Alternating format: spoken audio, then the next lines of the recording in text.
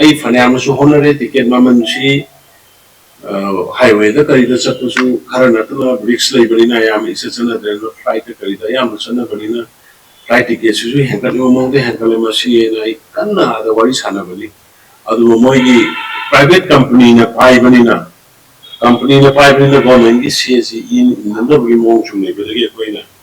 koi hona jar ko airlines air si ji koi atu ho matam da January tha manung da gi koi pai ba horani kaino si da Imphal Guwahati hana laidiba flight sigi matak dani ko Imphal Guwahati Imphal Kolkata amadi Imphal Dimapur twice a week hana laidiba flight sigi matak da anirak pai ba horani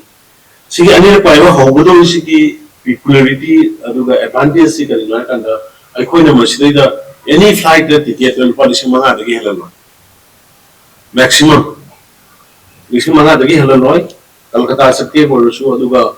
Guwahati sumagi chapchaba mamal pa 3,000 natrani adu lagi Dimapur su high bird rate to the torkana aduga in case asigi 5,000 sidagi kaliguma henkal agana madugi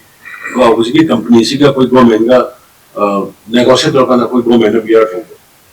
adu praja sing dadi madugi awab do lehendana bai kana koi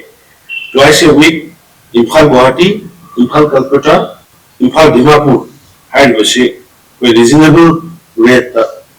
अथुवा मतलब the flight पाइबा होरगनी हाइबसिमा Anouk सही लाखुसिदा Manipur मियाम दसिमा high लाखुक्सबनी